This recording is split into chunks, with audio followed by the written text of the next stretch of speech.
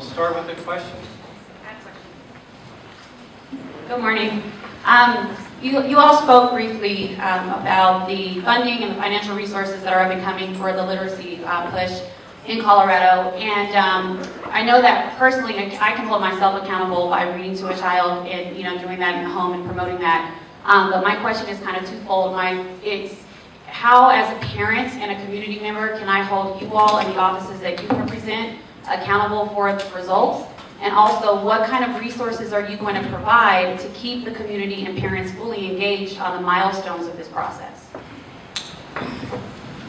Two great questions. And the one thing that I desperately ask all of you, again, Democrat, Republican, Independent, I hope we all are held accountable at the federal level, at the state level, and the local level. And I can't tell you how many politicians nationally talk about education, but they don't walk the walk. And somehow we've just let that pass. And I, like many of you, feel this huge sense of urgency. We have a dropout rate in this country that is absolutely unacceptable. 25%, that's 1 million young people leaving our schools for our streets. In many of our Black and Latino communities, that's 40, 50%. There are no good jobs out there for them. One generation ago, we led the world in college graduation rates. Anybody know where we're at today? 16th today. 16th. So one generation, we've gone from first to 16th. And then we wonder why we're struggling. So I would just encourage everybody, I think the best thing for our country, again, regardless of your politics or ideology, if all of us went to the voting booth at every level, the local, the state, and the national level, saying what is this candidate going to do to help the United States again lead the world in college graduation rates, which is the ultimate goal.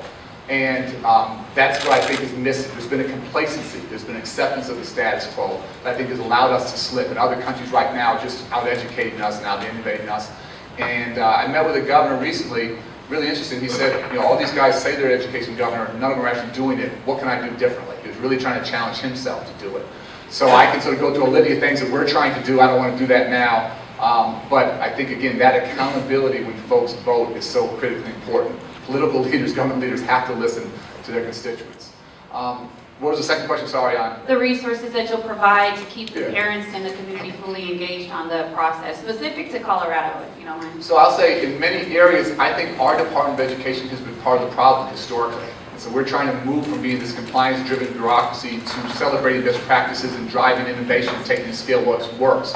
One of the areas where I think we have been part of the problem is we desperately underinvested in parental engagement.